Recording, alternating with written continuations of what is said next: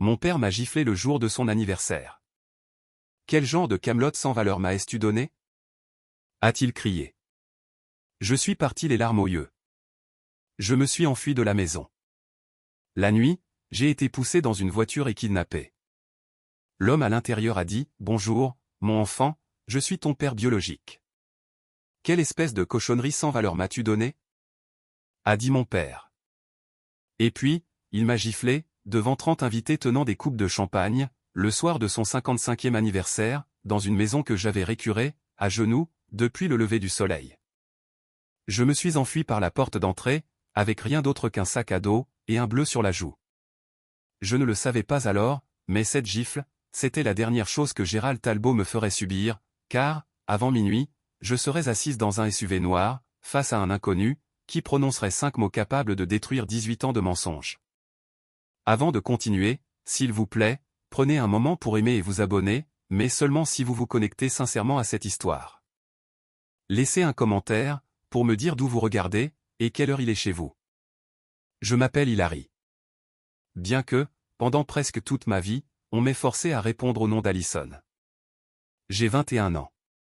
Maintenant, laissez-moi vous ramener à ce samedi matin, le jour où Gérald Talbot a eu 55 ans, et le dernier jour que j'ai passé sous son toit. J'avais réglé mon réveil à 5 heures du matin, ce jour-là, comme chaque samedi.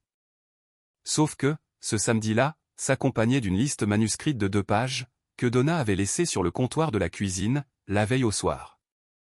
Balayer la terrasse. Disposer les chaises pliantes, 32 au total, une pour chaque invité sur la liste de Gérald. Repasser la nappe. Couper les citrons en tranches. Laver à la main les plats de service Pottery Barn, parce que le lave-vaisselle laisse des traces.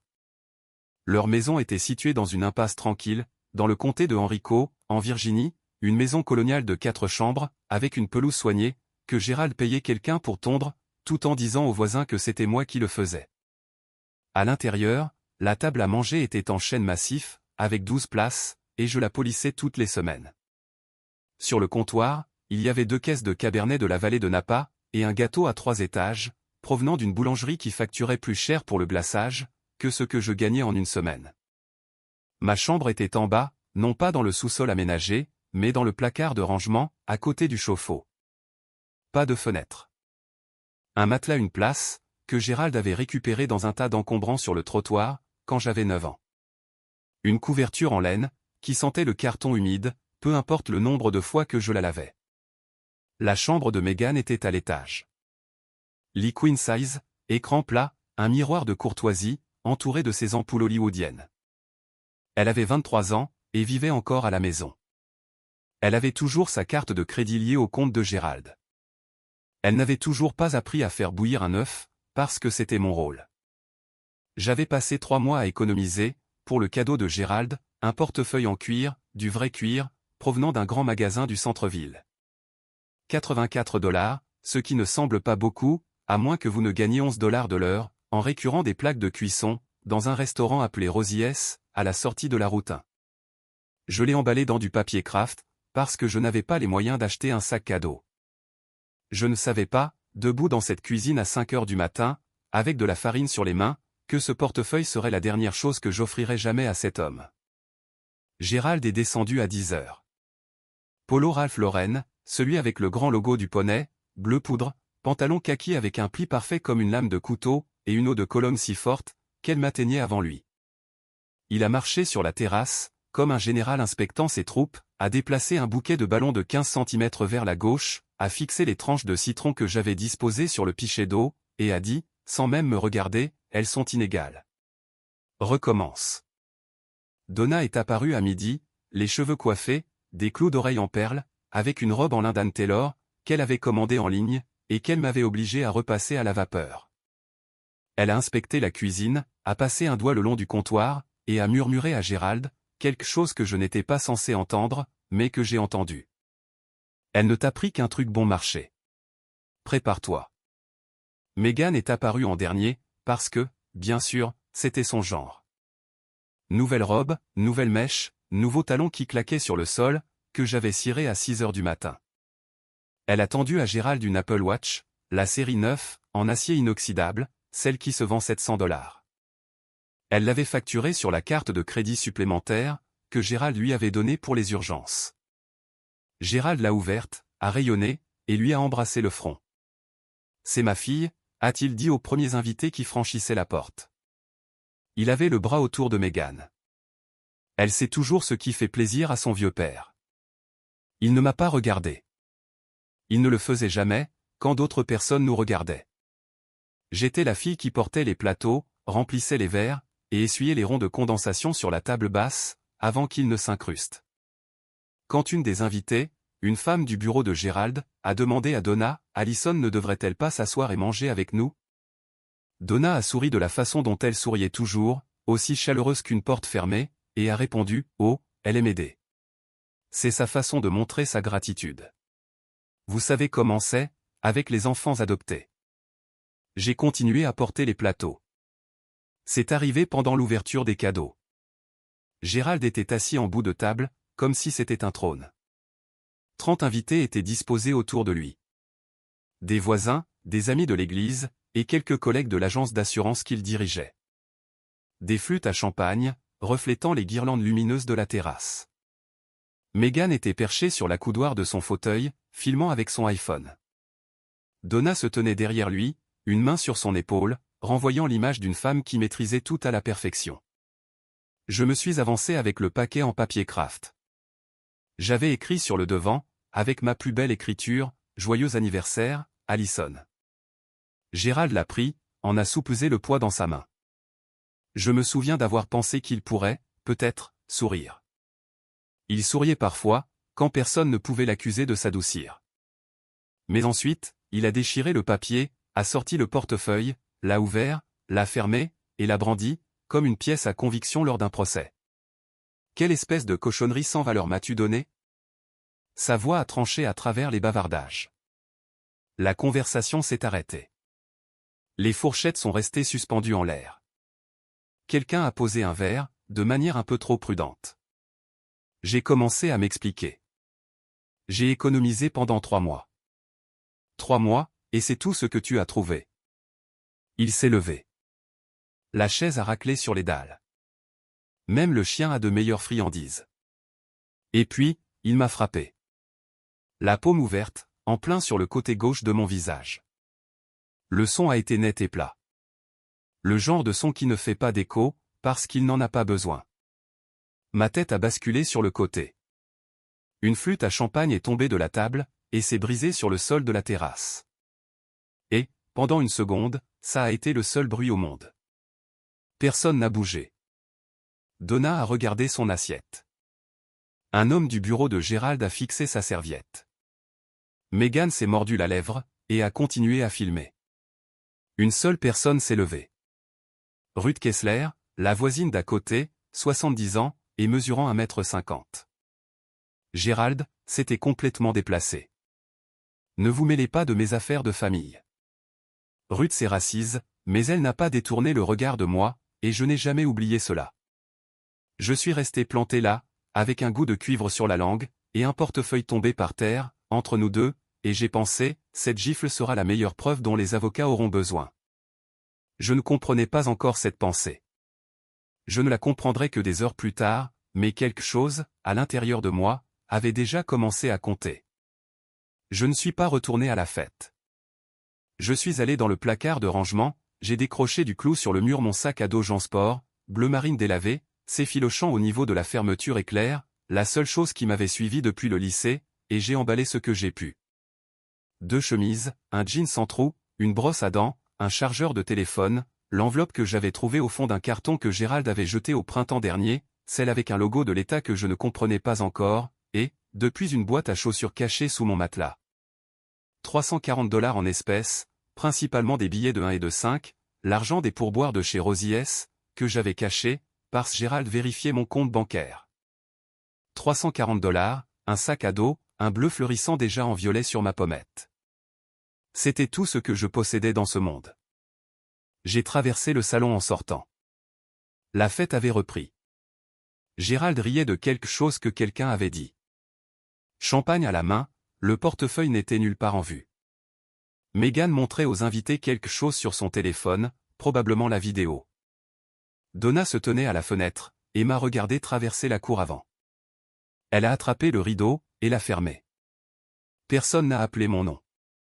Dehors, l'air d'octobre a frappé mon visage, et la brûlure sur ma joue s'est ravivée, comme une seconde gifle. Le comté de Henrico, à 21h, est sombre. Pas sombre comme en ville, où il y a toujours une épicerie allumée au coin de la rue, mais sombre comme en banlieue, où les lampadaires sont très espacés, et où le silence entre les maisons semble délibéré. J'ai marché le long de l'avenue Patterson, sans destination, juste pour m'éloigner. Derrière moi, la musique de la fête est devenue de plus en plus douce, jusqu'à ce que ce ne soit plus que des notes de basse, puis, plus rien du tout. J'avais fait peut-être 2 miles, environ 3 kilomètres, quand des phares ont ralenti derrière moi. Un Cadillac Escalade noir, propre, vitres teintées, plaque de Virginie. Il s'est arrêté à 3 mètres devant moi. La portière arrière s'est ouverte, et j'aurais dû courir. Mon instinct me disait de fuir. Mais j'étais déjà tellement fatigué de fuir les choses. J'ai pensé que, pour une fois, je pourrais regarder ceux qui couraient vers moi. Un homme est sorti le premier. La cinquantaine, grand, mince, portant un caban gris anthracite, dont j'apprendrai plus tard qu'il venait de chez Brooks Brothers. Pas accent grave-l'œil, juste le genre de manteau qui tombe parfaitement, comme si on vous avait pris les mesures. Ses cheveux étaient brun foncé, parsemés d'argent.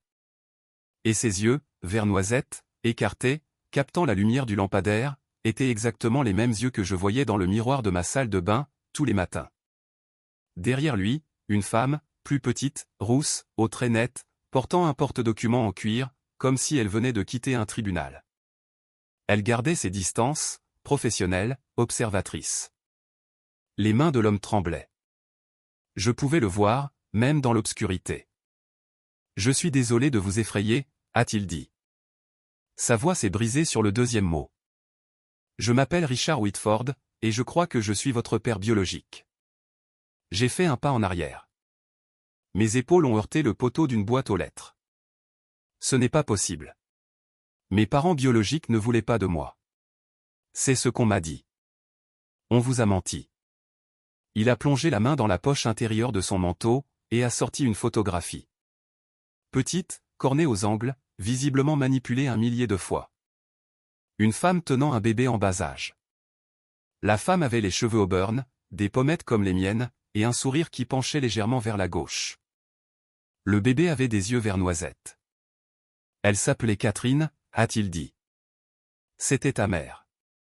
Elle est morte dans un accident de voiture, quand tu avais 2 ans, et j'ai passé chaque jour depuis, à essayer de te retrouver. J'ai regardé la photographie, puis je l'ai regardée, puis j'ai regardé la photographie à nouveau, parce que la femme dessus avait la même bouche que moi. La même inclinaison de tête, et la regarder, c'était comme trouver un mot, que l'on a cherché toute sa vie. La femme rousse a pris la parole, « Je m'appelle Margaret Hay. Je suis l'avocate de Monsieur Whitford, spécialisée en droit de la famille. Nous ne sommes pas ici pour vous emmener quelque part où vous ne voulez pas aller.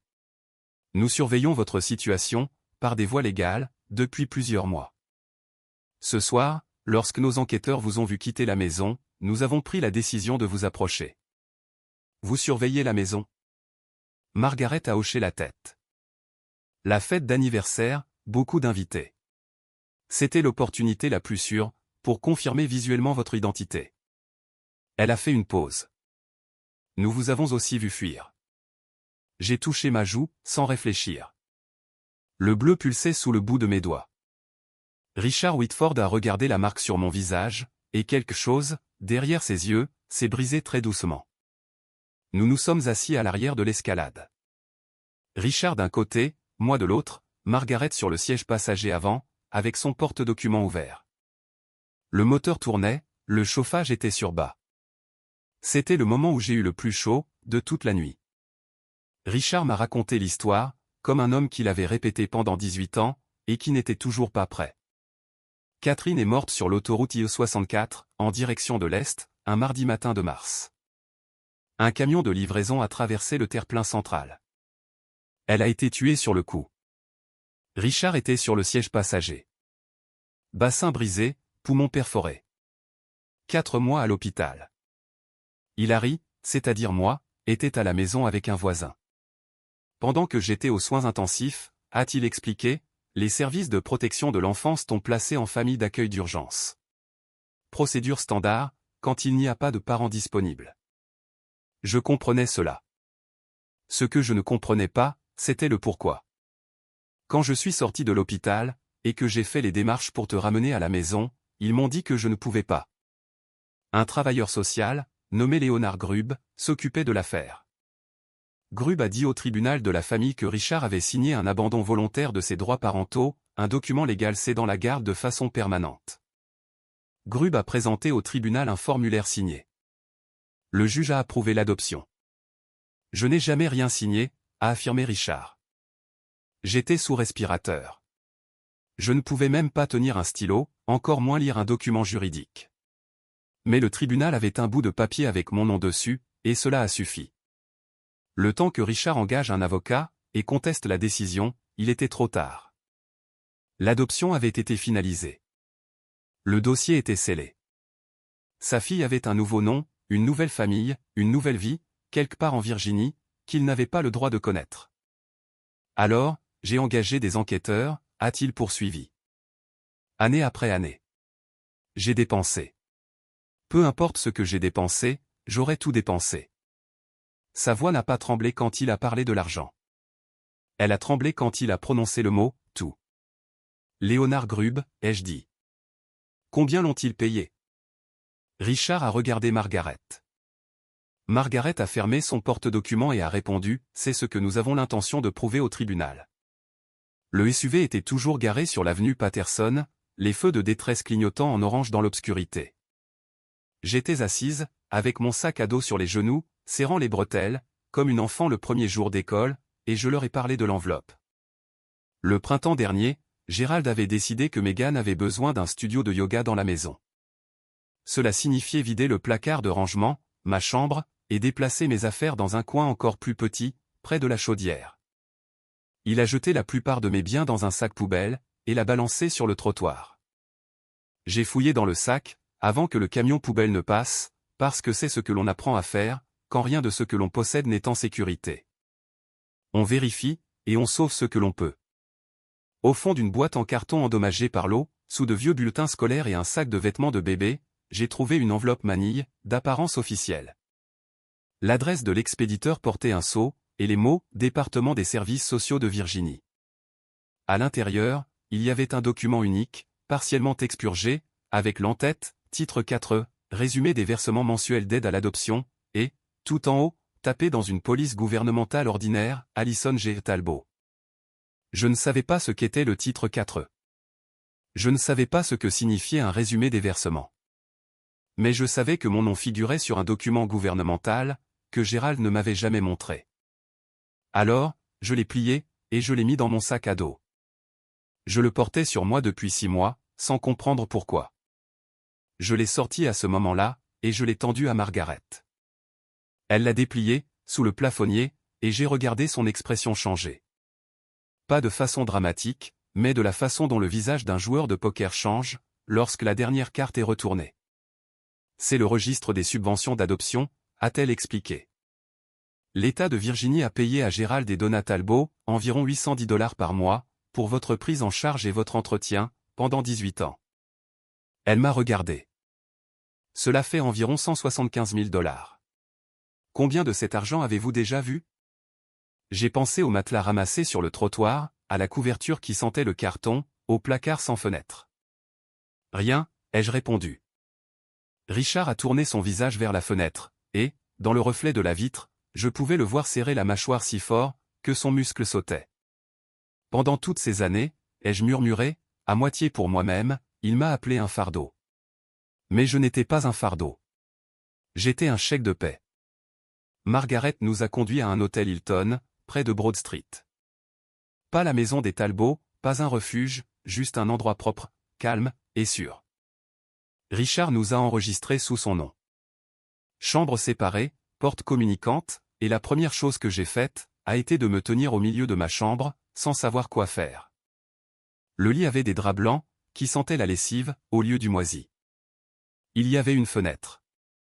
J'ai ouvert les rideaux, et j'ai simplement regardé les lumières du parking, pendant un long moment, parce que, regarder par la fenêtre de ma propre chambre, c'était quelque chose que je n'avais pas fait depuis des années. Pendant que j'étais là, les souvenirs me sont revenus par vagues, comme l'eau qui monte, de manière constante et froide. J'ai commencé à cuisiner les repas de la famille à l'âge de 10 ans. Gérald disait que c'était pour m'apprendre la responsabilité. À 12 ans, je faisais toute la lessive, toute la vaisselle, et toutes les courses à pied, parce que Gérald refusait de me conduire.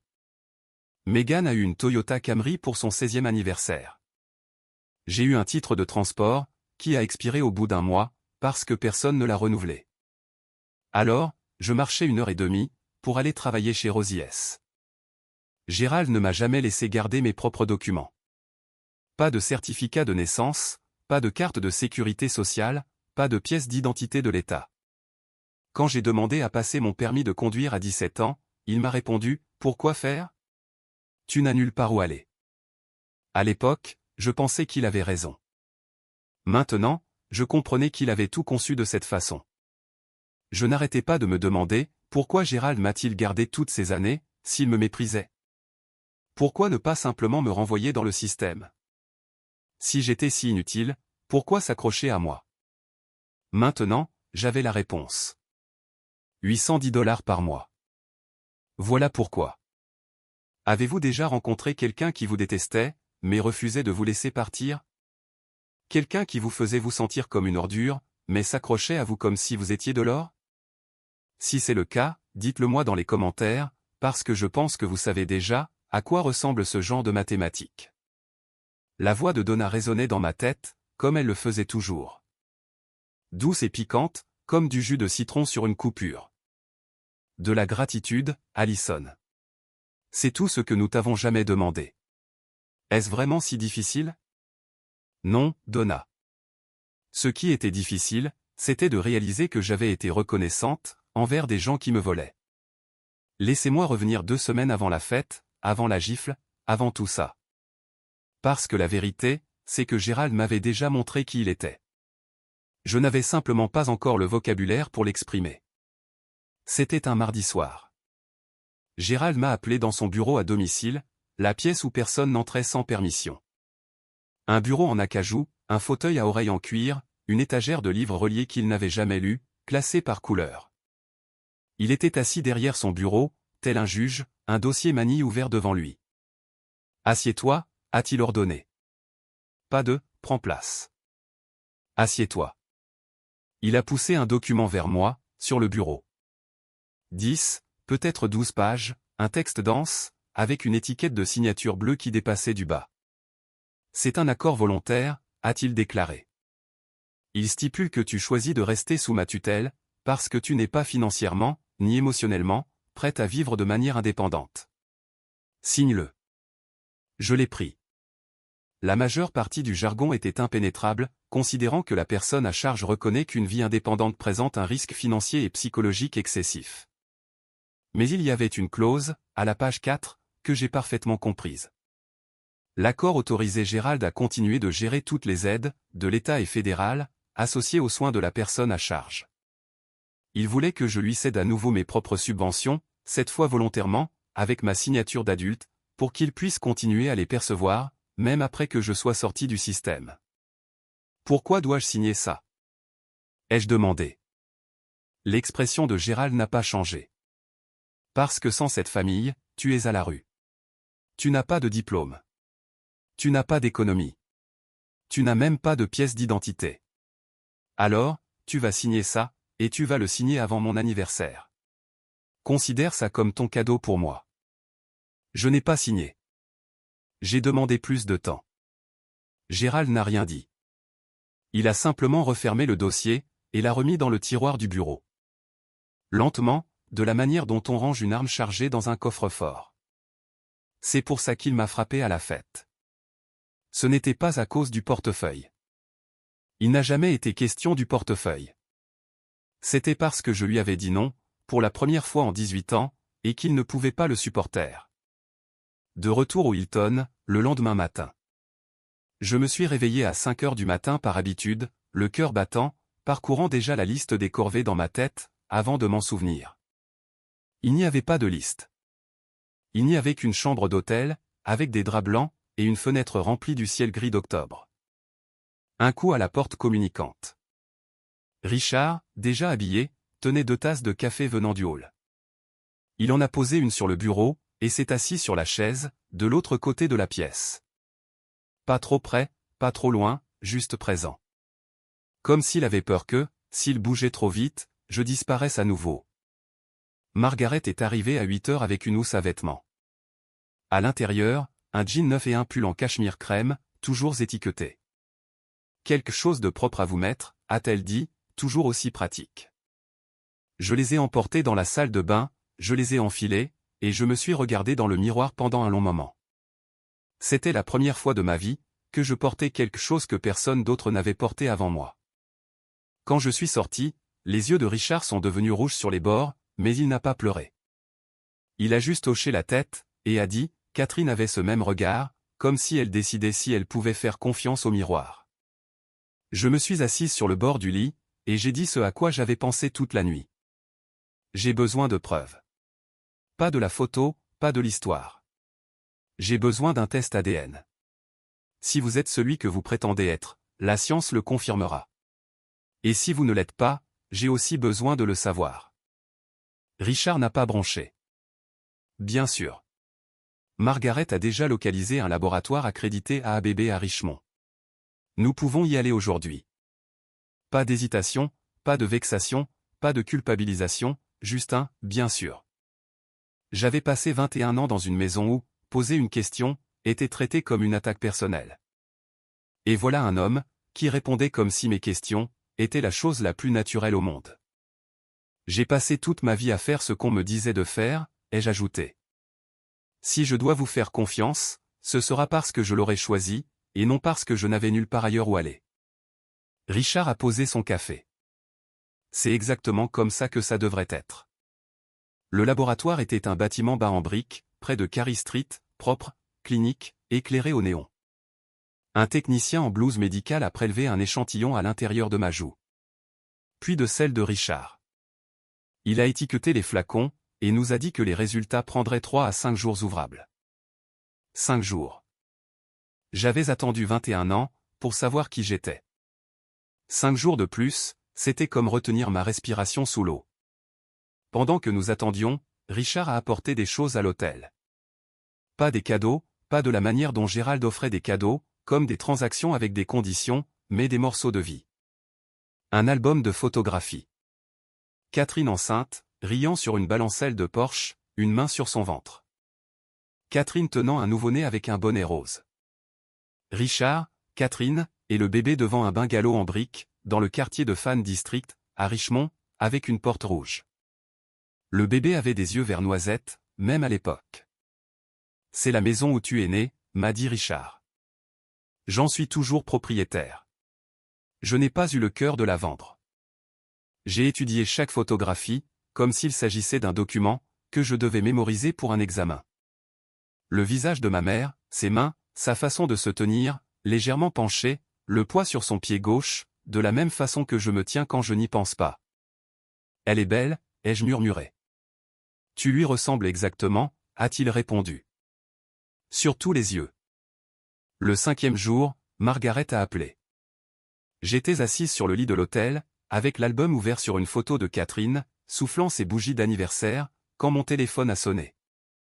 99,998% de probabilité de paternité, a annoncé Margaret. C'est confirmé. Richard Whitford est votre père biologique. Je n'ai rien dit pendant un moment. J'ai juste tenu le téléphone, j'ai regardé la photographie, et j'ai senti quelque chose s'ouvrir dans ma poitrine. Pas se casser, pas se briser, mais s'ouvrir, de la façon dont une porte s'ouvre, quand quelqu'un tourne enfin la poignée de l'autre côté. 99,998%. Un chiffre. Mais pour moi, c'était la première preuve en 21 ans, que je n'étais pas un accident dont personne ne voulait. La voix de Margaret est revenue sur la ligne, stable et précise. Maintenant, nous avons suffisamment de preuves.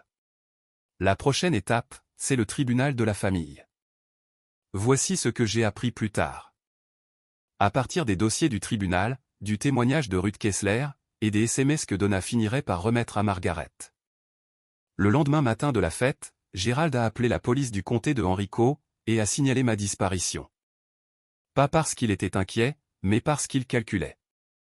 L'agent qui a répondu a vérifié mes informations et a dit à Gérald ce qu'il ne voulait pas entendre. J'avais 21 ans, j'étais une adulte sur le plan légal. Si j'étais parti volontairement, il n'y avait pas de dossier de personnes disparues à ouvrir. Elle n'est pas partie volontairement, a dit Gérald à l'agent. Elle est mentalement inapte. Elle peut à peine fonctionner sans supervision. L'agent a demandé à Gérald s'il avait des documents le prouvant, un diagnostic, une ordonnance de tutelle, quoi que ce soit de légal. Gérald n'en avait pas, parce que je n'étais pas mentalement inapte. J'étais juste contrôlé. Cette nuit-là, selon les SMS de Donna, ce qu'elle remettrait plus tard comme preuve. Gérald a fait les 100 pas dans le salon pendant 3 heures. Donna était assise sur le canapé, et tapait ce qu'il dictait. Gérald, si cette fille parle à qui que ce soit, aux services sociaux, à un avocat, à quiconque, on est fini. Trouve le dossier d'adoption. En entier. Les originaux. Donna, tu as dit qu'elle ne savait rien. Gérald, elle ne sait rien. Mais si quelqu'un lui montre où chercher. Il savait. Il avait toujours su. La fausse signature, le travailleur social soudoyé, la subvention qu'il avait perçue pendant 18 ans, pour une enfant qu'il traitait comme une domestique. Gérald portait tout cela dans sa tête, de la manière dont certains hommes portent des dettes. Constamment conscient, gérant sans cesse la situation, sans jamais envisager que toute la structure puisse s'effondrer. Gérald n'avait pas peur de me perdre. Il avait peur de ce que je découvrirais, une fois libre. Il ne savait pas que l'homme dont il aurait dû avoir peur, l'homme qui avait passé 18 ans, et payé les honoraires d'un détective privé pour retrouver sa fille, était assis dans un Hilton à 20 minutes de là, constituant un dossier épais de 8 cm. Margaret a étalé les documents sur le bureau de l'hôtel, comme un chirurgien disposant ses instruments. C'était la 2e fois que je voyais les preuves, mais cette fois-ci, elles avaient du mordant. « Regardez ça », a-t-elle dit, en glissant un formulaire photocopié vers moi. C'était l'abandon volontaire des droits parentaux, daté d'octobre 2005. En bas, une signature, Richard R. Whitford. Soigné, appliqué, légèrement penché vers l'avant. Puis, elle a placé une 2e feuille à côté, un rapport certifié, provenant d'une experte en documents médico-légaux, le Dr Hélène Marsh, qui avait comparé la signature du formulaire d'abandon à 12 exemples connus de l'écriture de Richard, déclaration de revenus, demande de prêt immobilier. Contrats commerciaux s'étalant sur 20 ans. La pression du stylo est incohérente, a précisé Margaret, en pointant du doigt. La formation des lettres dans le nom de famille ne correspond à aucun des exemples. La conclusion du docteur Marsh, et je cite, est que « la signature a été produite par une main autre que celle de Richard R. Whitford, avec un degré élevé de certitude. » Elle a laissé l'information faire son effet. Puis, elle a sorti un 3e document du dossier, un relevé bancaire, un compte chèque personnel appartenant à Léonard Grubb, le travailleur social qui avait traité mon dossier. Le 14 octobre 2005, 6 jours avant que l'adoption ne soit finalisée, un dépôt de $5000 est apparu.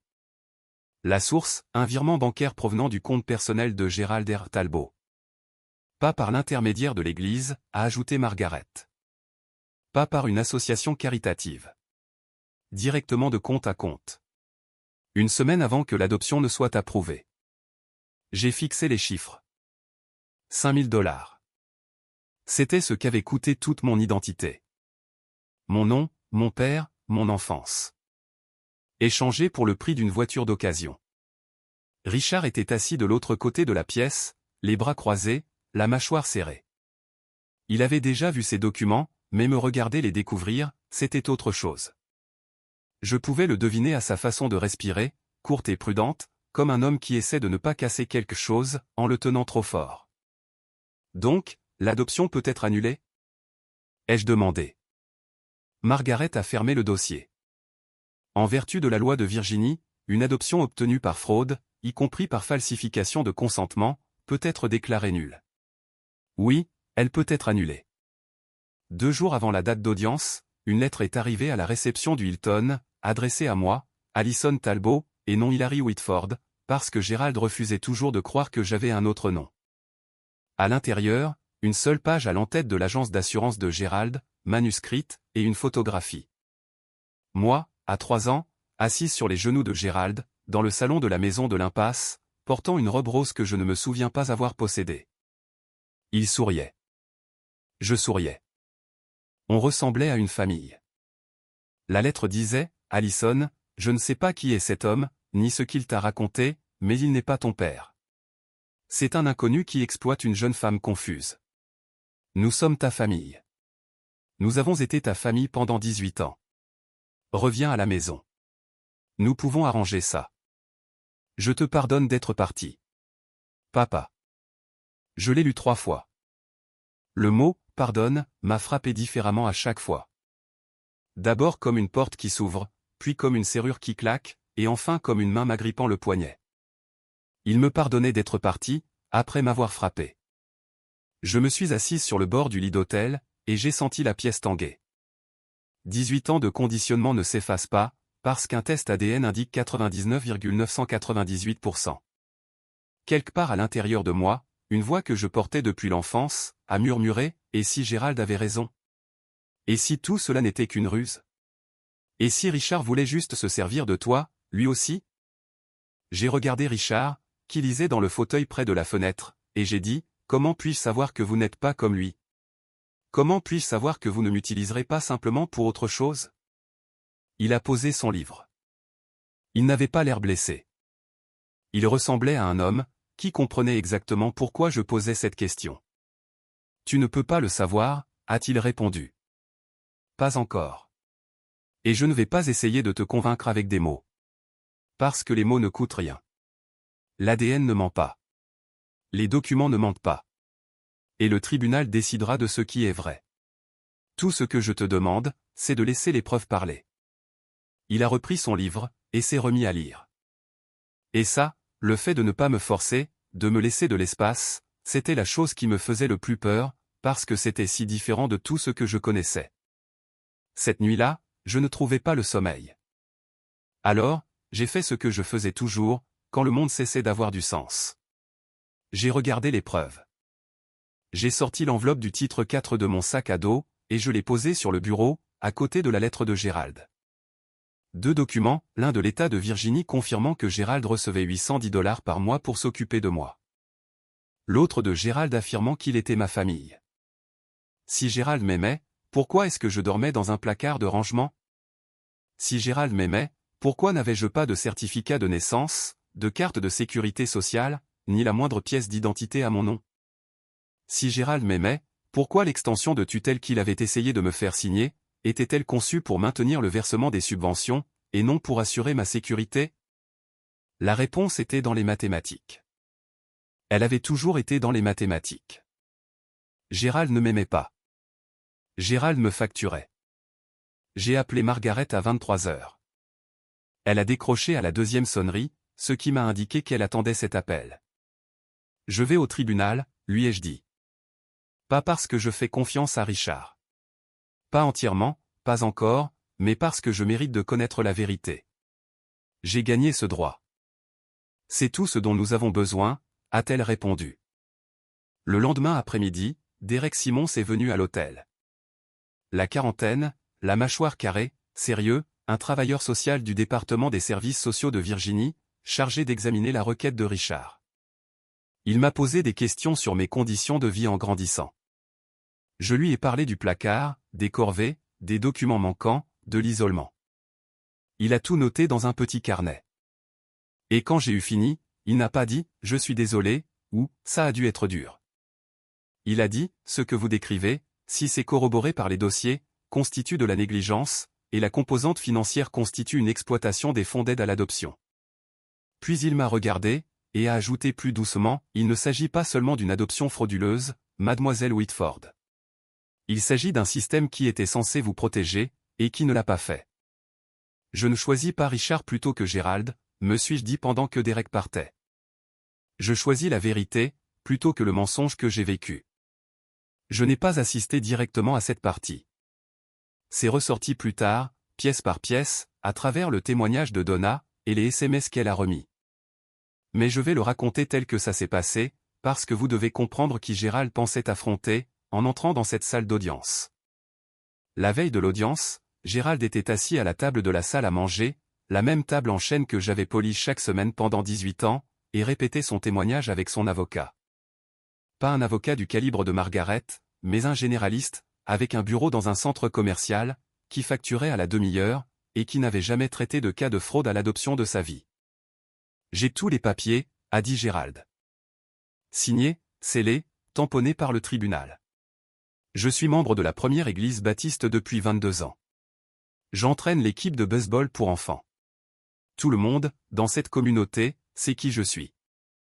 Donna, assise en face de lui, s'est risquée à poser une question. Et pour l'enveloppe des subventions? Et s'il pose des questions sur l'argent? Gérald n'a pas levé les yeux. Personne ne vérifie ça. On n'a rien à craindre. Megan est passée en se dirigeant vers la cuisine, et a demandé, d'une voix ennuyée et indifférente, la voix de quelqu'un dont le plus gros problème était une connexion Wi-Fi lente, si Allison ne revient pas, je peux transformer sa chambre en dressing. Gérald ne lui a pas répondu non plus. Il rédigeait déjà sa déclaration d'ouverture dans sa tête, celle où il se tiendrait devant un juge, et expliquerait quel homme généreux et craignant Dieu il était, pour avoir recueilli une enfant dont personne d'autre ne voulait. Il ne savait pas que le juge aurait sous les yeux un dossier épais de 8 cm, rempli de fausses signatures, de registres de pots de vin, et d'un rapport d'expert en criminalistique. Il ne savait pas que la fille qu'il avait élevée pour être silencieuse, avait enfin trouvé sa voie. Il ne savait pas que l'homme assis de l'autre côté de l'allée, serait le père dont quelqu'un avait falsifié le nom, il y a 18 ans. Gérald est entré dans ce tribunal comme un homme qui n'avait jamais perdu. Il était sur le point d'apprendre à quoi ressemblait la défaite. Le matin de l'audience, Margaret a transformé la salle de conférence de l'hôtel en salle de crise. Elle avait réservé une table pour 6, et l'avait recouverte de 5 piles de documents, chacune marquée avec des onglets de couleur. J'étais assise à une extrémité, avec une tasse de café refroidissant entre mes mains, et elle m'a expliqué l'affaire, comme un général détaillant un plan de bataille. Calme, précise, ne laissant rien au hasard. Pile numéro 1, a-t-elle annoncé, en tapotant le premier tas. Résultat ADN. Laboratoire accrédité à ABB. Chaîne de possession documentée. Probabilité de 99,998%. Irréfutable. Pile numéro 2. L'analyse graphologique de l'experte, le docteur Hélène Marsh. La signature sur le formulaire d'abandon n'est pas celle de Richard. Son rapport fait 46 pages, mais la conclusion tient en une phrase. Pile numéro 3. Dossier financier obtenu grâce à notre requête auprès du département des services sociaux de Virginie. Gérald et Donna Talbot ont reçu $810 par mois, en aide à l'adoption, en vertu du titre 4E, pendant environ 216 mois. Total, $174 960. L'évaluation de Derek Simons confirme que les fonds n'ont pas été utilisés pour votre bien-être. Pile numéro 4. Le rapport complet de Derek. Conclusion de négligence envers un enfant. Aucun dossier médical après l'âge de 14 ans. Aucun document d'identité personnelle en votre possession. Conditions de vie incompatibles avec l'objectif de l'aide à l'adoption. Pile numéro 5. Elle a fait une pause. Une déclaration sous serment de Ruth Kessler, votre ancienne voisine. Elle a accepté de témoigner qu'elle a observé des schémas continus de traitement inégal, et qu'elle a personnellement vu Gérald vous frapper à la fête d'anniversaire. Ruth, 70 ans, 1,50 m, la seule personne dans ce jardin qui s'était levée. Je ne lui avais pas parlé depuis ce soir-là, mais elle avait parlé à Margaret, et elle n'avait pas hésité. Est-ce que je dois dire quelque chose au tribunal, ai-je demandé. Margaret m'a regardé. Seulement si vous le souhaitez. Les documents parlent d'eux-mêmes. Richard, assis à l'autre bout de la table, n'avait pas dit un mot pendant tout le briefing. À ce moment, il n'a parlé qu'une seule fois. Quoi qu'il se passe là-dedans, tu as déjà gagné. Tu es libre. J'ai regardé les 5 piles sur la table.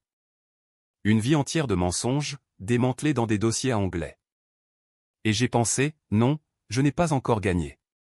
Mais je suis sur le point de le faire. Richard m'a emmené chez Banana Republic cet après-midi-là. Pas parce que les vêtements étaient importants, mais parce qu'il a dit, tu devrais entrer dans cette salle, en ressemblant exactement à ce que tu es. Quelqu'un qui mérite d'être entendu.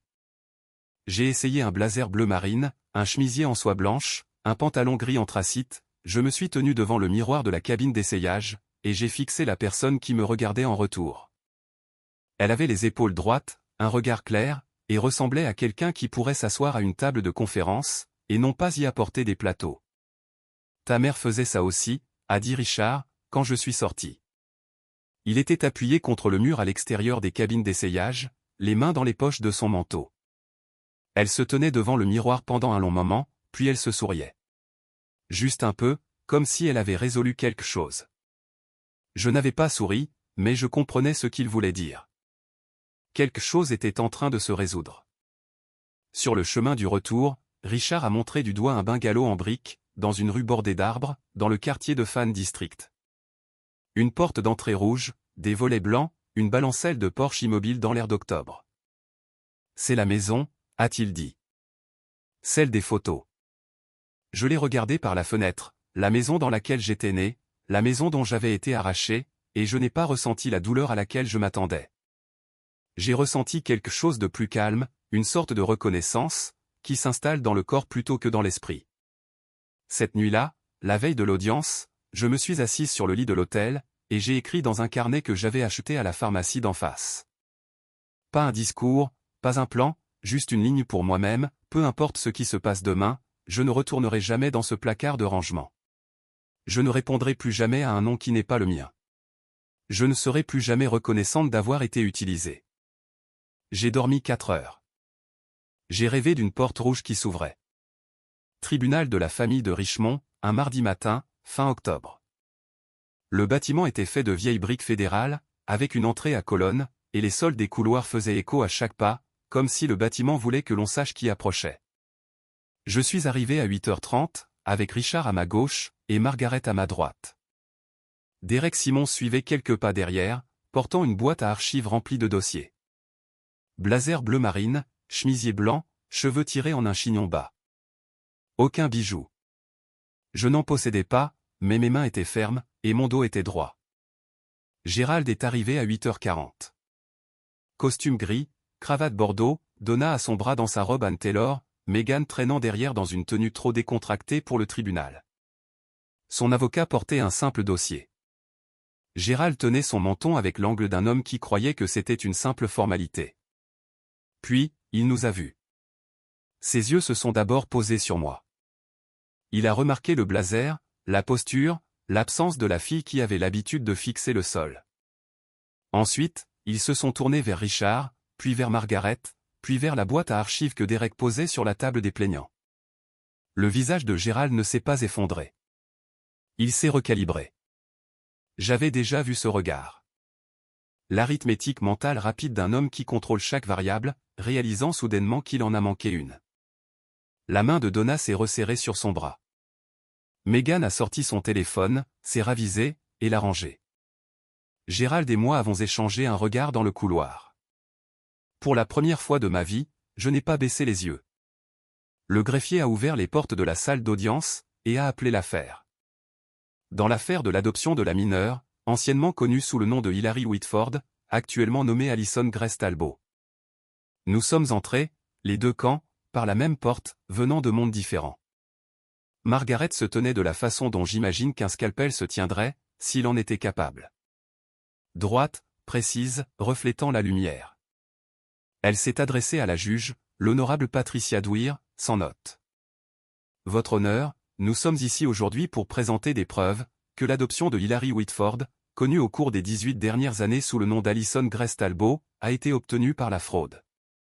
Plus précisément, la falsification du consentement d'un parent biologique à renoncer à ses droits parentaux, facilité par un paiement financier au travailleur social affecté au dossier.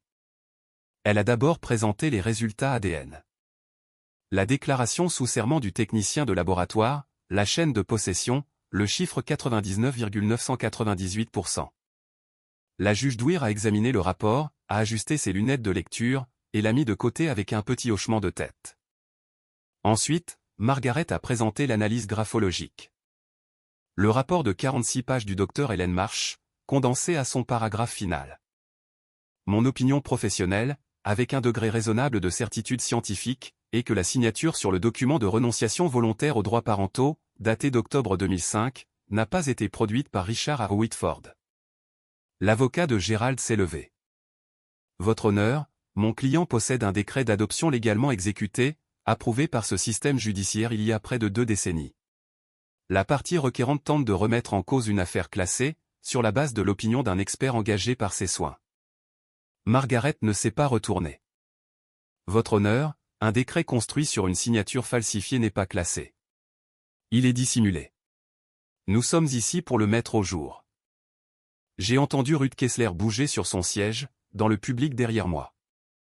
Un homme que je ne reconnaissais pas, j'apprendrai plus tard qu'il était un journaliste judiciaire du Richmond Times-Dispatch, a écrit quelque chose dans un carnet étroit. 2 femmes de l'église de Gérald étaient assises au 2e rang, le visage crispé, avec l'inconfort particulier des personnes regardant une réputation se désintégrer en temps réel. La juge Dwyer a regardé l'avocat de Gérald par-dessus ses lunettes. Le tribunal écoutera l'exposé complet de la partie requérante. Continuez, maître Aye. Margaret est passée au dossier financier, et c'est là que l'atmosphère dans la salle d'audience a changé. Elle a projeté le résumé des versements du titre 4 sur l'écran du tribunal. Le même document que j'avais sorti d'un sac poubelle il y a 6 mois. Mois par mois, année par année, une colonne de chiffres défilant sur la page, comme un livre de contes de mon enfance. Monsieur Talbot, a commencé Margaret, la juge avait autorisé l'interrogatoire direct. L'État de Virginie a versé à votre foyer $810 par mois, en aide à l'adoption pour les soins de l'enfant placé chez vous, pendant environ 18 ans. Cela fait un total de $174 960. Pouvez-vous dire au tribunal, comment ces fonds ont été alloués au bien-être de l'enfant? Gérald s'est redressé sur sa chaise. Tout est allé à la fille. Nous l'avons nourri, habillé, nous avons gardé un toit au-dessus de sa tête. 18 ans de tout ça, ce n'est pas donné. Margaret a hoché la tête, comme si elle s'attendait à cette réponse, ce qui était le cas. Puis, elle a appelé Derek Simons à la barre. Derek s'est approché de la barre en portant son rapport, comme un homme portant quelque chose de lourd et d'important. Il avait visité la maison des Talbot. Il avait examiné les dossiers. Il a parlé sans aucune inflexion, ce qui a rendu chaque fait encore plus percutant. L'espace de vie de l'enfant était une zone de stockage aménagée, adjacente au chauffe-eau de la maison, mesurant environ 5,5 mètres carrés, sans fenêtre extérieure, sans placard. Le matelas montrait une usure visible et des dégâts des eaux, cohérents avec un objet récupéré sur le trottoir. Je n'ai trouvé aucun dossier médical pour l'enfant après l'âge de 14 ans, aucune visite pédiatrique, aucun dossier dentaire, aucun vaccin après la classe de 4e.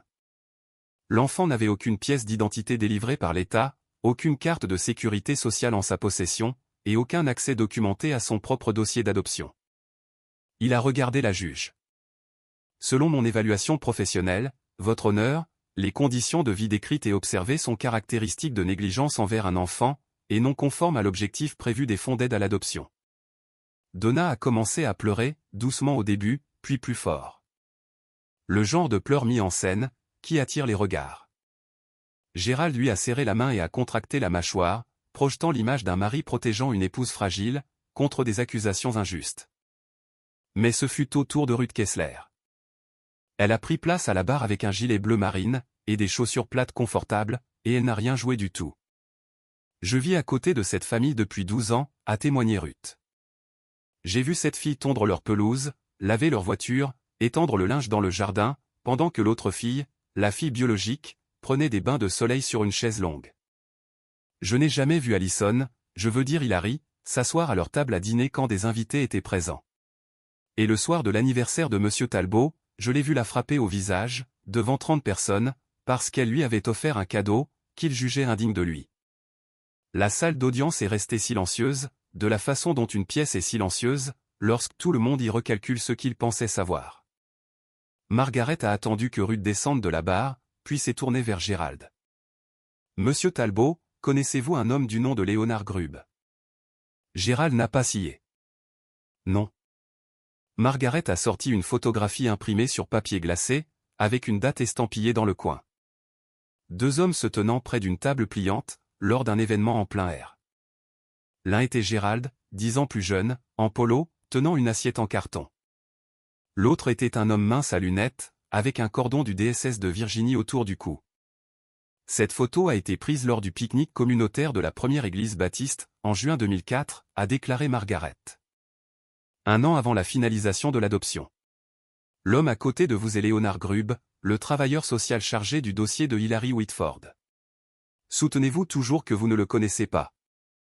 La mâchoire de Gérald a travaillé. Je l'ai peut-être rencontré en passant. Les événements de l'église sont grands. Je ne me souviens pas de chaque visage. Vous vous souvenez assez bien pour lui envoyer $5000. Margaret a placé le relevé bancaire sur le projecteur. Le compte chèque personnel de Gérald. 14 octobre 2005. Virement bancaire. Destinataire, Léonard Monsieur Grubb. Pouvez-vous expliquer ce paiement? C'était un don pour l'Église. C'était une contribution communautaire, acheminée de votre compte personnel directement vers le compte personnel de Monsieur Grubb, et non vers le compte de l'Église, a précisé Margaret. Gérald s'est tourné vers son avocat, qui étudiait la surface de la table, avec l'intensité d'un homme espérant y trouver une issue. Aucune objection n'est venue. J'ai tout donné à cette fille. La voix de Gérald s'est brisée dans les aigus, tranchante comme une gifle. Il était debout maintenant, une main à plat sur la table. 18 ans, une maison, de la nourriture, et voilà comment je suis remercié. Un escroc se pointe, et soudainement, je suis le méchant. Monsieur Talbot. La voix de la juge d'Ouire était basse et définitive. Asseyez-vous, tout de suite. Il s'est assis, mais la salle l'avait déjà entendu, le masque qui se fissure, le sentiment de toute puissance qui déborde. Dans le public, les femmes de l'église fixaient leurs genoux. Le stylo du journaliste judiciaire se déplaçait plus vite. Margaret s'est tournée vers la juge, avec le calme de quelqu'un qui vient de regarder son adversaire faire son travail à sa place. Votre honneur, nous aimerions que le tribunal note la façon dont Monsieur Talbot caractérise son rôle parental, comme quelque chose qu'il a donné, et pour lequel il attend un remboursement. Ce n'est pas être parent. C'est une transaction. Margaret m'a regardé. Je lui avais dit la veille, je veux parler. Pas parce que l'affaire en avait besoin. Les documents suffisaient. Mais parce que j'avais été silencieuse pendant 21 ans, et que certaines choses devaient être dites par la personne qui les avait vécues. Votre honneur, la fille du requérant aimerait s'adresser au tribunal, si vous le permettez.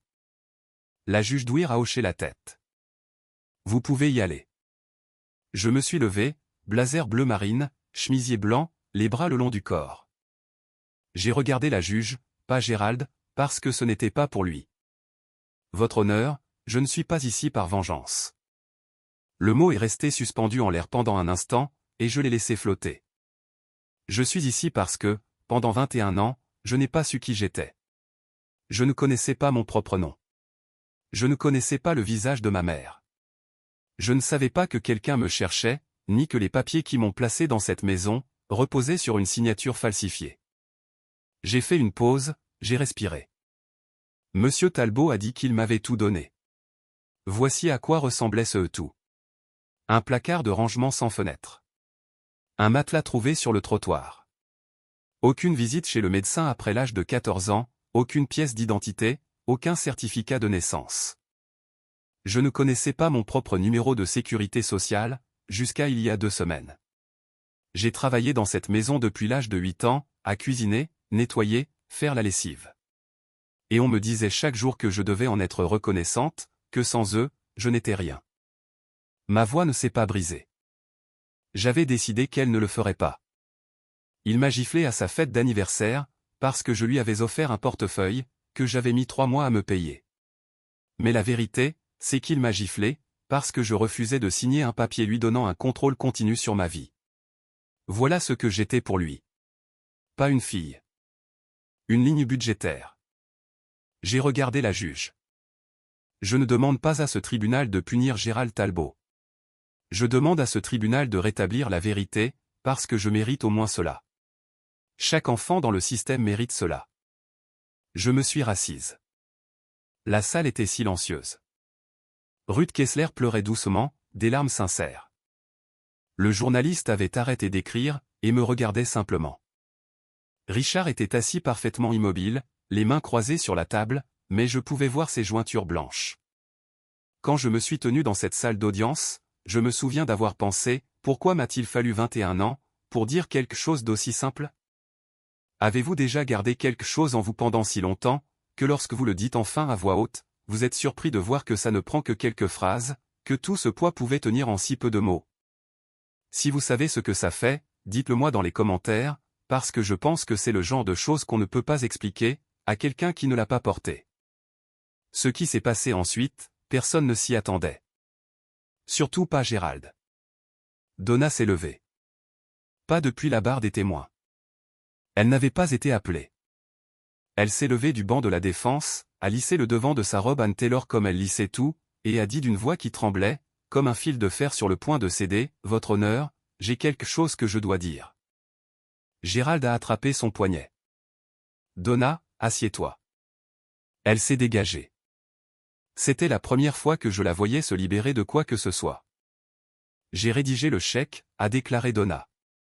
Son mascara coulait déjà, mais ce n'étaient pas les pleurs mis en scène de tout à l'heure. C'était différent. Brut, laid, le genre de pleurs qui se moque d'avoir un public. 5 000 $ à Léonard Grube. Gérald m'a dit que c'était pour accélérer le processus d'adoption. J'ai fait le chèque sur notre compte joint, et je savais. Je savais ce que cela signifiait. L'avocat de Gérald a pris sa tête entre ses mains. Gérald est devenu rouge jusqu'au col, un pourpre profond et marbré, que je ne lui avais jamais vu auparavant. Elle ment, a lâché Gérald. Elle est confuse. Elle essaie de se protéger. J'essaie de me protéger, a crié Donna, d'une voix aiguë et désespérée. Parce que je te protège depuis 18 ans, et que je n'en peux plus. Je t'ai regardé frapper cette fille. Je t'ai regardé la faire travailler comme une mule. Et je n'ai rien dit, parce que j'avais peur de toi, Gérald. J'avais peur d'exactement ça. La juge Douir l'a laissé finir. La salle d'audience était si silencieuse, que je pouvais entendre les néons bourdonner au-dessus de nous. Meghan était figée dans le public, le téléphone sur les genoux, la bouche ouverte. « Monsieur Talbot, » a dit la juge, et sa voix portait le poids de quelqu'un, qui en avait vu beaucoup, mais qui était encore capable d'être consterné. « Un seul autre débordement, et je vous condamne pour outrage au tribunal. » Gérald est resté immobile comme une pierre, et pour la première fois de ma vie, j'ai vu qu'il avait peur. La juge Douir a pris 12 minutes pour examiner les derniers documents. 12 minutes? Je le sais, parce que j'ai regardé l'horloge sur le mur du tribunal, la vieille horloge analogique avec une trotteuse qui fait tic-tac, et j'ai compté chaque rotation. Quand elle a levé les yeux, elle ne s'est pas d'abord adressée à Gérald. Elle s'est adressée à moi. Mademoiselle Whitford. Et j'utiliserai ce nom maintenant, parce que les preuves présentées devant ce tribunal l'exigent. Le tribunal a examiné la requête, l'analyse graphologique, les dossiers financiers, les témoignages du travailleur social et du témoin voisin, les résultats ADN, ainsi que la déclaration faite volontairement par Madame Talbot. Elle a enlevé ses lunettes. Les preuves sont sans ambiguïté. Le document de renonciation volontaire aux droits parentaux déposé en octobre 2005, porte une signature qui a été déterminée par une analyse médico-légale certifiée comme étant frauduleuse. Le père biologique, Richard Whitford, n'a jamais consenti à la résiliation de ses droits parentaux. L'adoption qui a suivi a donc été construite sur une base de falsification, et, d'après les preuves financières présentées, facilitée par un paiement direct au travailleur social assigné au dossier. Elle s'est tournée vers Gérald. Il était assis, le dos raide, la cravate toujours nouée, les mains à plat sur la table, un homme tenant la posture de l'autorité, alors que l'autorité se vidait de lui. La décision de ce tribunal est que l'adoption de Hilary Whitford, connue sous le nom d'Alison Grace Talbot, est déclarée nulle ab initio. L'adoption est annulée dans sa totalité. Gérald n'a pas bougé. De plus, le tribunal ordonne à Gérald et Donna Talbot de restituer intégralement tous les fonds d'aide à l'adoption du titre 4 perçus, totalisant 174 960 $, au Commonwealth de Virginie. Donna a laissé échapper un son qui n'était pas tout à fait un mot. Enfin, ce tribunal renvoie l'affaire au bureau du procureur de district du comté de Henrico, pour une enquête sur de potentielles accusations criminelles, incluant, mais sans s'y limiter, la falsification en violation de l'article 18.2 à 172 du Code de Virginie. La fraude liée à l'assistance publique, et la négligence envers un enfant selon l'article 18.2 à 371.1. La juge a posé ses papiers. Le nom légal de l'enfant est rétabli en Hilary Whitford, avec effet immédiat. La séance est levée. Le coup de marteau est tombé, et le son qu'il a produit, ce coup sec et boisé, a été la chose la plus forte que j'ai jamais entendue de ma vie. Plus fort que la gifle, plus fort que 18 ans de silence. Ça sonnait comme une serrure qui s'ouvre. Dans le public, Ruth Kessler a plaqué ses deux mains sur sa bouche. Les femmes de l'église étaient déjà debout, ramassant leurs sacs à main, et évitant de se regarder dans les yeux. Le journaliste judiciaire a fermé son carnet, et m'a regardé avec une expression que je n'arrivais pas vraiment à nommer. Quelque chose entre le respect et la tristesse. Gérald est resté immobile. Son avocat rangeait déjà ses affaires. Et, pour la première fois, j'ai réalisé que l'homme que Gérald avait engagé pour le défendre, ne pouvait pas sortir de cette pièce assez vite. Le couloir, à l'extérieur de la salle d'audience, sentait la cire pour parquet et la vieille chaleur de radiateur. Je me dirigeais vers la sortie, avec Richard d'un côté et Margaret de l'autre, quand j'ai entendu des talons. Rapide, irrégulier, le bruit de quelqu'un qui n'a pas l'habitude de se presser, dans des chaussures qui ne sont pas faites pour ça. Attends. Meghan. Son maquillage était ruiné. Le mascara avait coulé sur ses deux joues. Son fond de teint était taché là où elle s'était essuyée. Elle paraissait plus petite que je ne l'avais jamais vue, ce qui était étrange, parce qu'elle avait toujours pris tellement de place. Je ne savais pas, a-t-elle dit. Elle respirait fort, comme si elle avait couru, ou comme si elle essayait de ne pas pleurer. Pour l'argent, les subventions. Je pensais. Je pensais que maman et papa payaient mon école avec le salaire de papa. Je ne savais pas que c'était. Elle s'est arrêtée. Elle ne pouvait pas terminer la phrase, et je comprenais pourquoi. La phrase se terminait par « ton argent », et le dire à voix haute, le rendrait réel, d'une manière pour laquelle elle n'était pas prête. Je l'ai regardée. La fille qui avait eu l'Apple Watch, la Toyota Camry, le lit queen size, les mèches blondes, la carte de crédit qui n'était jamais refusée, la fille qui avait ri quand Gérald m'avait frappé et qui l'avait filmé avec son téléphone. La fille qui avait demandé si elle pouvait transformer mon placard pour ranger ses chaussures. Une part de moi voulait crier. Une part de moi voulait s'éloigner sans dire un mot. Mais ce que j'ai ressenti, debout dans un couloir de tribunal, avec mon nom légal rétabli et mon vrai père à mes côtés, ce n'était pas de la rage. C'était de la clarté.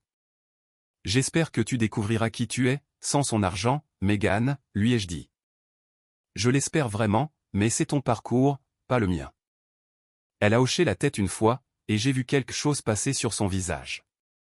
Pas exactement de la culpabilité, mais le commencement de celle-ci, la micro-fracture avant la cassure. Margaret a touché mon bras légèrement. Richard tenait la porte ouverte. Je me suis dirigé vers eux, et je n'ai pas regardé en arrière. Pas parce que j'étais en colère, mais parce que, pour la première fois, j'avais un endroit vers lequel marcher, au lieu de seulement fuir. Gérald se tenait au pied des marches du tribunal. Il avait l'air diminué. Pas physiquement. C'était toujours un homme imposant, avec de larges épaules, mais quelque chose de structurel avait cédé. Sa cravate était desserrée. La veste de son costume était déboutonnée. Donna était assise dans leur Buick sur le bord du trottoir, le front contre le volant, le moteur allumé. J'étais à mi-chemin dans les escaliers quand il l'a dit. Le nom qu'il m'avait attribué 21 ans plus tôt, le nom qu'un juge venait de rayer du dossier. Allison. Je me suis arrêté, je me suis retourné. Il m'a regardé de la même manière qu'il l'avait toujours fait, comme si j'étais quelque chose qu'il possédait, et dont il n'arrivait pas bien à évaluer la valeur. Mais, maintenant, il y avait autre chose en dessous. Quelque chose qui aurait pu être de la peur, si Gérald Talbot était le genre d'homme à admettre qu'il avait peur. Après tout ce que j'ai fait pour toi, a-t-il dit, après 18 ans sous mon toit, c'est comme ça que tu me rembourses. Je suis resté planté sur les marches, dans mon blazer bleu marine, avec le soleil d'octobre sur mes épaules. Et j'ai ressenti, pour la première fois, tout le poids de ce qu'il venait de dire. Pas de la colère, de la reconnaissance.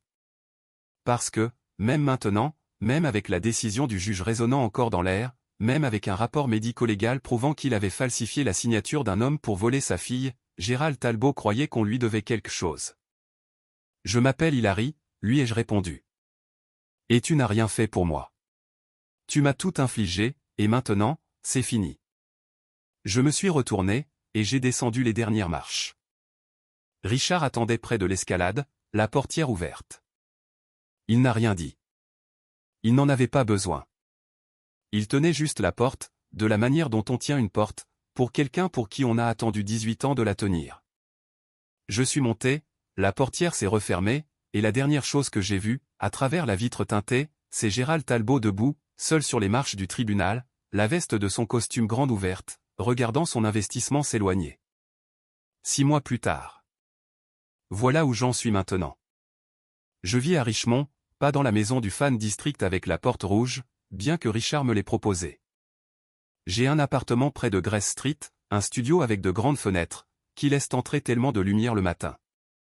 Parfois, je reste juste planté là 1 minute, avant de commencer ma journée. Les fenêtres ont été la première chose que j'ai cherchée, quand j'ai visité des appartements. J'ai passé 18 ans dans une pièce sans fenêtre. Maintenant, j'ai besoin de voir le ciel quand je me réveille. J'étudie pour obtenir mon diplôme d'équivalence de lycée, GED. Je suis aussi inscrite au programme culinaire du Reynolds Community College, ce qui est ironique, je sais. Gérald m'a forcé à cuisiner chaque repas pendant 18 ans, et maintenant je le choisis. Mais c'est là toute la différence, n'est-ce pas? Entre quelque chose qu'on vous impose, et quelque chose que vous décidez de faire. Les ingrédients sont les mêmes. La signification est complètement différente. Richard et moi dînons ensemble, tous les dimanches, au bungalow. Ce n'est pas un grand cuisinier. Sa spécialité, c'est du saumon trop cuit et du pain à l'ail légèrement brûlé, mais il le fait lui-même. Et il met la table pour 2. Et il me pose des questions sur ma semaine, et écoute la réponse. Nous ne sommes pas parfaits.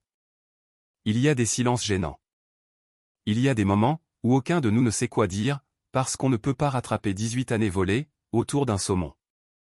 Mais il est là tous les dimanches, sans faute. Quant au Talbot. Gérald et Donna attendent leur procès. Falsification, fraude, négligence envers un enfant. La maison du comté de Henrico fait l'objet d'une 2e hypothèque, pour couvrir le paiement de la restitution. Il a été demandé à Gérald de démissionner de son poste, au conseil des diacres de la première église baptiste. Il n'est pas parti en silence. Donna, qui a coopéré à l'enquête, pourrait voir ses charges réduites. Meghan a emménagé chez une tante à Fredericksburg, et a trouvé un emploi dans un magasin de vente au détail. Le premier emploi qu'elle ait jamais eu. Je vais en thérapie tous les jeudis. Avec une femme nommée Dr Torres, qui a un petit bureau avec un ficus, et qui ne me dit pas ce que je dois ressentir. Elle pose juste des questions, et me laisse trouver mes propres réponses, ce qui, après 21 ans à me faire dicter ce que je devais penser, ressemble à l'apprentissage d'une nouvelle langue. La guérison ne se fait pas du jour au lendemain. Certains matins, je me réveille encore à 5 heures, le cœur battant, cataloguant déjà mentalement des corvées qui n'existent plus. Mais ensuite, j'ouvre les rideaux, et il y a le ciel, et je me souviens d'où je suis. Je veux être clair sur un point, avant de vous quitter. Cette histoire ne parle pas de vengeance. Je sais que ça pourrait en avoir l'air. Le tribunal, le jugement, l'ordonnance de restitution, les accusations criminelles. Mais la vengeance signifierait que je veux que Gérald souffre comme j'ai souffert, et ce n'est pas le cas. Je veux qu'il soit tenu responsable. Ce sont des choses différentes. La vengeance est un feu que vous allumez, en espérant qu'il brûle quelqu'un d'autre. La responsabilité, c'est juste allumer la lumière, pour que tout le monde puisse voir ce qui était déjà là. Si vous êtes dans une famille où vous êtes toléré au lieu d'être aimé, où votre présence est subie, et non valorisée, où l'on vous a appris que la gratitude signifie le silence, et que l'obéissance signifie la survie. Je veux que vous entendiez ceci. Vous n'êtes pas le problème. Vous n'avez jamais été le problème. Les personnes qui vous ont fait vous sentir comme un fardeau, portaient leurs propres dettes, et elles ont fait peser le poids sur vous, parce que vous étiez assez petit pour l'accepter. Vous méritez de connaître votre propre nom. La famille, ce n'est pas de la paperasse. Ce n'est pas un décret judiciaire, ou un dossier d'adoption, ou une signature, falsifiée ou autre. La famille, c'est la personne qui s'assoit avec vous, pendant que vous réapprenez à faire confiance.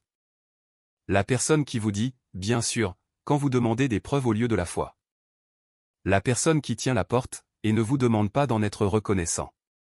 Dimanche dernier, Richard et moi étions assis sur le porche du bungalow, dans la rue du Fan District. Celui avec la porte rouge. Il buvait du café. Je lisais. Aucun de nous ne parlait, et c'est le silence le plus confortable que j'ai jamais connu. À un moment donné, il a levé les yeux, et a dit « Je suis content que tu sois là ». Et j'ai répondu « Moi aussi ». Je m'appelle Hilary Whitford, et, pour la première fois de ma vie, je sais exactement qui je suis. Merci d'être resté jusqu'à la fin. Si cette histoire vous a fait ressentir quelque chose, de la colère, du soulagement, de la reconnaissance, ou juste la compréhension silencieuse que vous avez, vous aussi, été dans une pièce comme ça, écrivez-le dans les commentaires. Je lis tout le monde. Et si vous voulez entendre ce qui est arrivé à une femme, dont la belle famille l'a jetée hors de la maison la veille de Noël, cette histoire se trouve dans la description ci-dessous. Cliquez dessus. Je vous promets que vous ne le regretterez pas. Jusqu'à la prochaine fois, prenez soin de vous. Et si quelqu'un continue de vous dire que vous devriez être reconnaissant d'être maltraité, vous avez la permission d'arrêter d'écouter.